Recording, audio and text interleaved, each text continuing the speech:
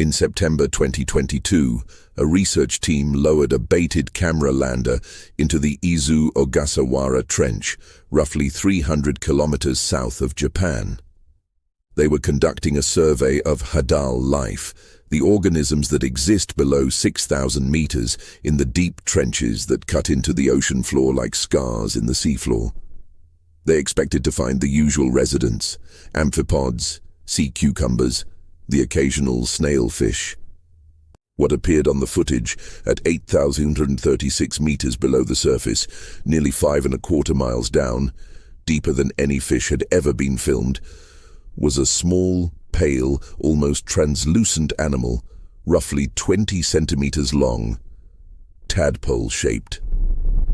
Moving slowly through the complete darkness, navigating by chemical detection toward the bait, it was a snailfish, specifically an unidentified juvenile of the genus Pseudoliparis, a species that has not yet been formally described. The footage broke the world record for the deepest fish ever filmed by 158 meters. It was published in 2023 and confirmed by Guinness World Records. Here is what makes this strange. Snailfish are not a deep-sea family. They are not the product of millions of years of adaptation to the Hadal zone. The vast majority of the more than 400 known species of snailfish live in shallow coastal water, estuaries, tide pools, reefs, the upper ocean. They are small, soft-bodied, ecologically unremarkable animals that look almost identical to their Hadal relatives. The same family of fish that sits in sunlit shallows near the surface has independently colonized the deepest accessible point of the ocean. And the reason this happened, and the reason nothing has beaten them there, involves a molecule that most people have never heard of, a hard ceiling that biology cannot break through, and a set of adaptations so counterintuitive that biologists spent years not believing they were real. To understand why the snailfish is at 8,336 meters, you first need to understand what that depth actually means for a living body. Pressure at 8,336 meters is approximately 830 times atmospheric pressure. At the surface, the weight of the air column above you exerts roughly 1 atmosphere of pressure on your body. At 8,336 meters of water, the weight of that water column exerts 830 atmospheres simultaneously. This is equivalent, according to the researchers who measured it, to the combined weight of roughly 1,600 elephants pressing down on every square centimeter of the animal's surface. This level of pressure does not simply crush things. It does something more specific and more biologically devastating. It changes the shape of proteins. Proteins function by folding into precise three-dimensional structures. Their shape determines what they bind to, what reactions they catalyze, what functions they perform. Under extreme pressure, the physical forces acting on protein molecules compress and distort those structures. The proteins do not unfold catastrophically. They deform subtly, just enough to stop working correctly. Enzymes lose their catalytic function. Structural proteins lose their rigidity. The molecular machinery of the cell begins to fail, not because anything has been physically destroyed, but because the shapes that make everything work have been altered by the weight of the ocean above. This is the fundamental limit on deep-sea life. Not temperature. The deep ocean is cold, but not extraordinarily so, and many organisms handle cold well. Not oxygen availability. The Hadal zone is actually better oxygenated than some shallower zones. The limit is pressure's effect on protein structure. And for vertebrates, animals with complex pressure-sensitive biochemistry, the limit is real, measurable, and until 2023 was thought to sit at around 8,200 meters. The snailfish filmed at 8,336 meters exceeded that estimated limit, which means either the estimate was slightly wrong or the snailfish has found a solution that no other vertebrate has. The solution is a molecule called trimethylamine N-oxide, TMAO. You have probably encountered TMAO indirectly. It is the compound responsible for the smell of fish, specifically the slightly briny, oceanic scent that fresh seafood carries. Many marine animals produce it as a metabolic byproduct. But in Hadal snailfish, TMAO is not a byproduct.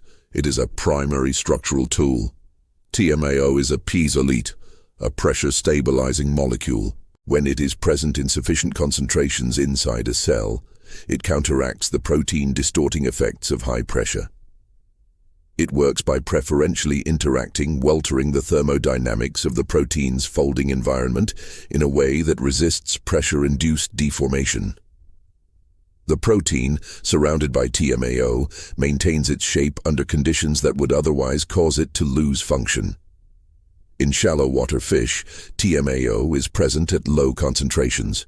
In deep-sea fish, concentrations increase with depth, a linear relationship that researchers have documented across dozens of species. The deeper the fish lives, the more TMAO it carries in its tissues.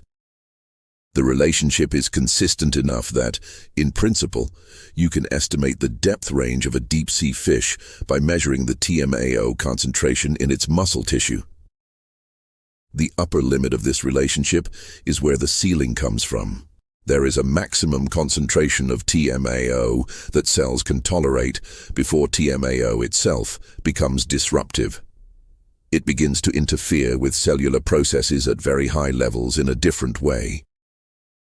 Researchers calculated that this upper tolerable concentration corresponds to a depth of approximately 8,200 to 8,400 meters. Above that depth, TMAO stabilizes proteins effectively. Below that depth, no amount of TMAO can simultaneously stabilize proteins and remain non-disruptive to other cellular functions. The snailfish filmed at 8,336 meters was operating right at the edge of this window. It was not comfortable there. It was at the biochemical limit of what its cells could maintain. And according to current understanding, it is extremely unlikely that any vertebrate will ever be found living permanently much deeper. The snailfish family colonized the Hadal zone not once, but multiple times, independently. Different trenches host different snailfish species.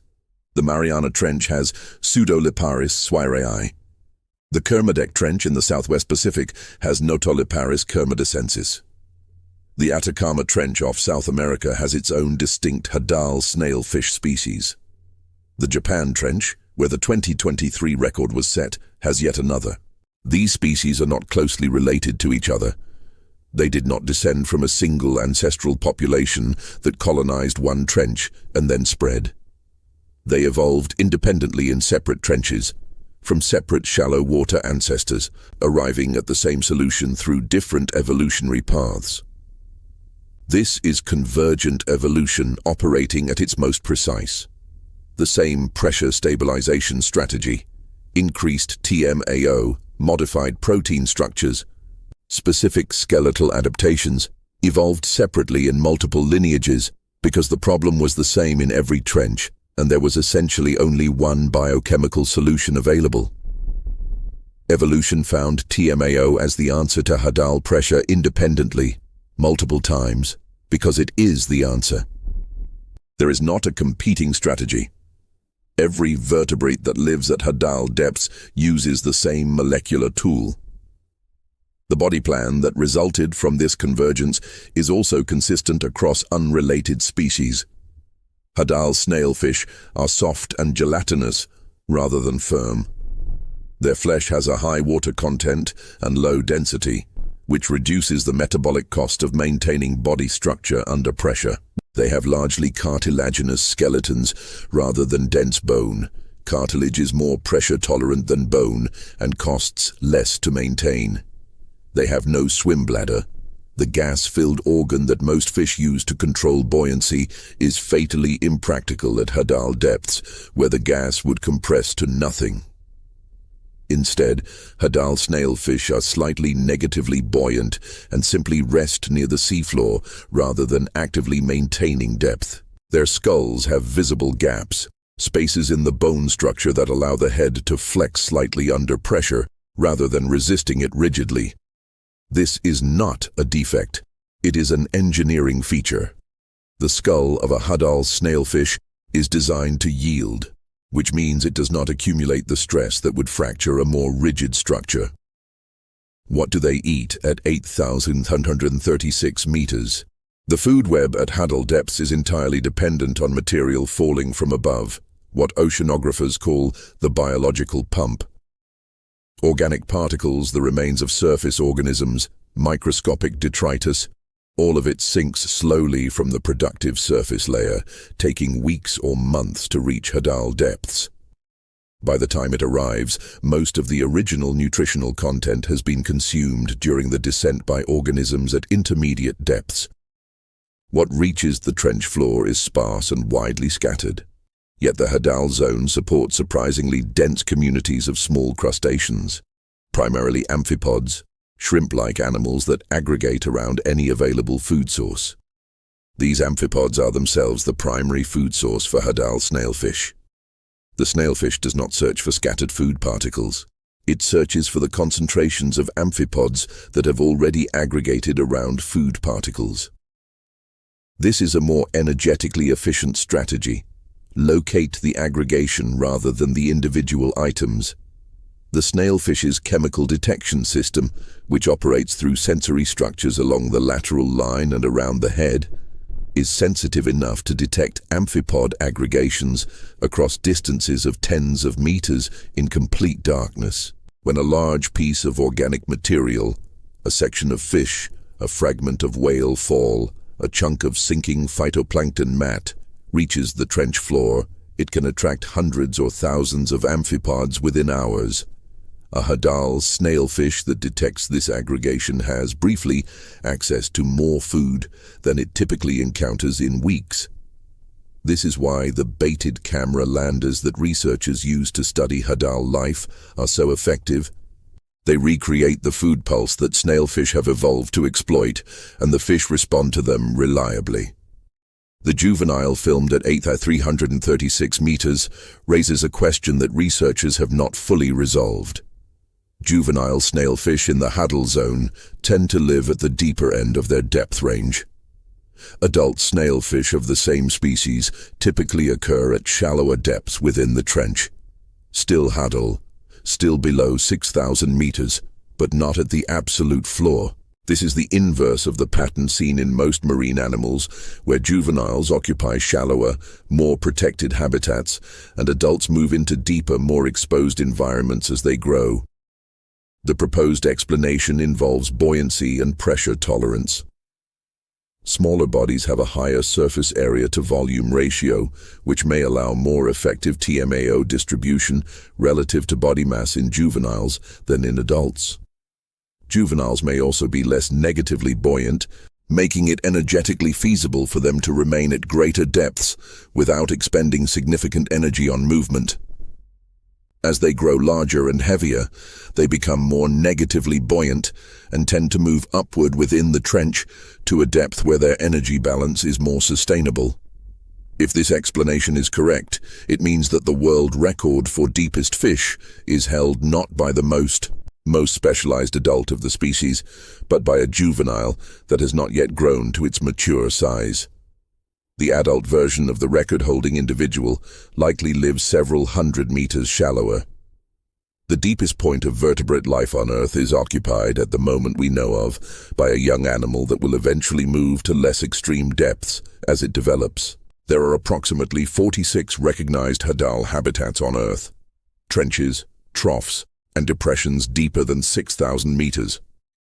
Together, they cover less than 0.25% of the ocean floor. They are among the most remote, least accessible, and least studied environments on the planet. Of those 46 habitats, active biological research has been conducted in fewer than a dozen. The snailfish records from the Mariana Trench and the Izu Ogasawara Trench represent years of dedicated expeditions using specialized equipment, pressure-resistant camera landers, baited traps, remotely operated vehicles capable of operating at extreme depth, by teams that have spent careers developing the methodology to study these environments. The record at 8,336 meters was set on a single expedition. It was a juvenile of an undescribed species. The expedition found other snailfish at other depths in the same trench, more abundant than expected, described as large and active. The researchers noted that Japanese trenches appear to host particularly rich snailfish populations, richer than the Mariana Trench at comparable depths. Which means the question of where the absolute deepest fish lives is not fully answered. The current record is 8,336 meters. The estimated biochemical ceiling is 8,200 to 8,400 meters. Whether a fish exists permanently at the upper end of that range, or whether the record will be extended slightly further in a warmer trench where temperature and pressure effects partially offset each other, remains open. What is not open is the mechanism. Whatever fish holds the record for deepest ever, now or in the future, will be using TMAO to maintain protein structure under pressures that would disrupt any vertebrate that hasn't evolved this specific solution. The ceiling is biochemical, not geological. The trenches go deeper than any fish will follow.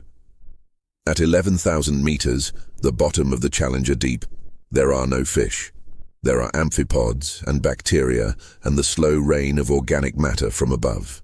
But no vertebrate has found a way through the TMAO ceiling, and based on current understanding, none will. The snailfish at 8,336 meters is not at the bottom of the ocean. It is at the bottom of what biology allows.